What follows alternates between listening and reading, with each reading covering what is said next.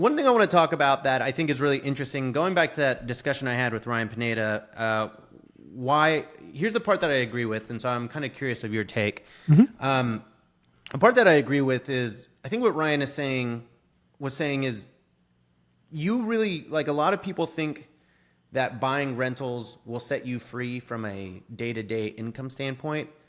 And the truth of the matter is that in most cases, on a long-term rental, you're probably going to make $0 to $500 a month in cash flow. Sure. On an Airbnb, you might make $800 to $1,500 on average a month. And so to actually have like a life-changing income come from that is something that's going to take a very, very long time. And so I think what he was saying is, instead of doing that, figure out how to start a business within real estate that can actually make you very good active income. For a lot of people, that's flipping, but wholesaling is another avenue, and I think that's kind of more of what he's doing these days. And if you can start this active income business and take care of today's money problem, then that would allow you to basically solve tomorrow's money problem, or the future use money problem of building wealth down the road. And you can use your $200,000 a year, right? I know it's not that easy to build, but if you can build that, you can use that to build your rentals. And so where I agree with this is, I do think too many people are rushing to quit their jobs to become a full-time real estate investor. And I think the power of the message is, you should figure out how to make money outside of real estate, because real estate's really not going to pay you for a while. And I'm curious of your thoughts on how to actually live, like, how do you actually live from the income from real estate? Well, I think I sort of agree and disagree. And again, it's really about what is your approach. So again, yourself, Ryan Pineda, Alex, unicorns. And that's not a diss. That's a compliment, right? Right. Most people are like me. I heard Ed Mylett say one time in a talk that 9% of people are entrepreneurs, which you can fall in, Ryan, Alex, and 91% are like me, employees. So it's not about creating a new business or finding a flipping or a wholesaling business for most of us. For most of us, it's signing up for a 10-year season. And that 10-year season is no fun. Olivia and I lived on 50% of our income for a decade. That meant no new cars, no trips, no upgrades, nothing fun for a decade. And we took all the disposable income and threw it into real estate. We didn't spend $1 of our real estate for 15 years. 15 years. We didn't take a penny out of real estate for 15 years. We were investing. I'm 8 years in, and I'm like, I think I'm going to start dipping into the cookie jar a little bit. Well, good for you. Yeah. So again, if you're going to do the one rental at a time, one rental a year approach, just know going in, it's a 10-year journey. And here's another caveat. The first 5 years suck. Suck. Because you've only got one or two. You've got no economies of scale. You don't know what you don't know. Mistakes are expensive. Evictions, water heaters, all this stuff. They just throw stuff at you. And you have no scale, so you're dipping into your income. But again, 5 years suck. It's a 10-year journey. It's worth it. This is not about, to your point, I hear people all the time going, okay, I need $2,000 a month to live. I make $200 a unit. I need 10 units. No, you don't. You probably need 20 or 25, right? Stop this nonsense. If you need to get out of your job, you need to create some active income. You need to start a business. You need to do this. You need to do that. But for most of us, we have a family. We have a very demanding job. We're trying to keep our relationships alive. We're trying to stay healthy. And all we want to do is get to the other side of the decade. So I believe for most of us, the 91%, we just need to know that there's a tried and true process of living below your means, understanding a buy box, buying great deals, doing the work, and just waiting a decade. Inflation is a feature, not a bug. And if it cash flows day one, it'll cash flow a lot more in 10 years. And that's what most people miss. It's all about tomorrow. Like when Ryan and you were talking about this $200 cash flow. It's zero. It's probably losing money the first year. Yeah. I'm not playing for the first year. I'm playing for the 10th year. 10 year of appreciation, 10 years of mortgage pay down, 10 years of this, 10 years of that. And then you scale. Where this really gets powerful is when you get the third and the fourth unit and you get all of that snowball rolling downhill. That's just the game we're playing.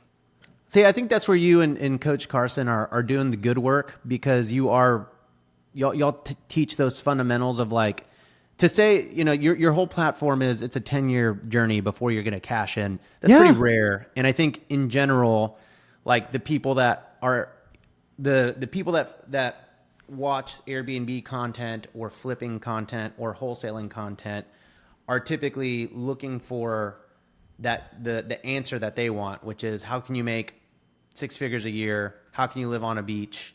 And how can you like have this passive business that's making you 10K a month is basically what it is. And I try to be very careful, because I talk about the bad more than the good sometimes on YouTube, which truthfully, if I'm being completely honest, makes me less money as a coach.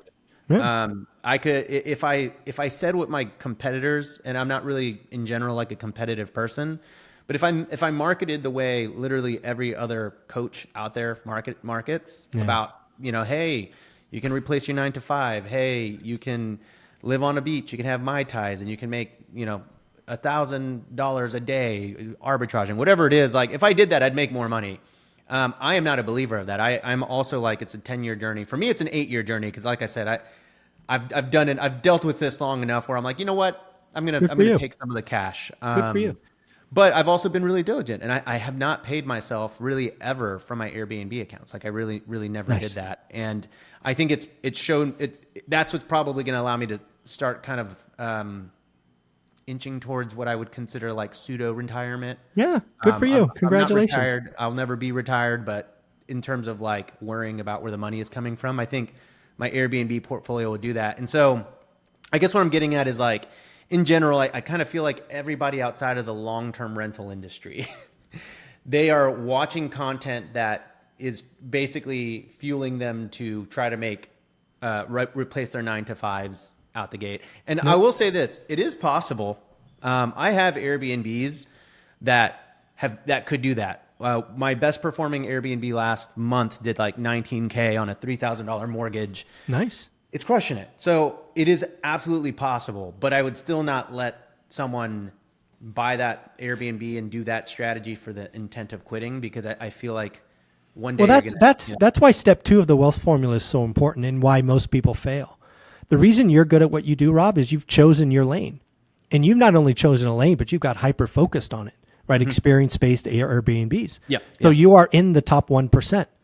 That's where most people get wrong, right? They look at your content, they get excited about Airbnbs, and then they go over here and look at ground up development. Then they go look at wholesaling, and then they go to here, and then they go here, and then they go here. Folks, you've got to become elite at something.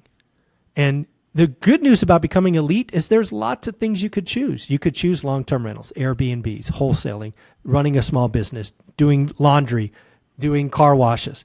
I don't give a rat's ass what you choose. Just choose. And get focused, get laser focused on becoming the best at that thing.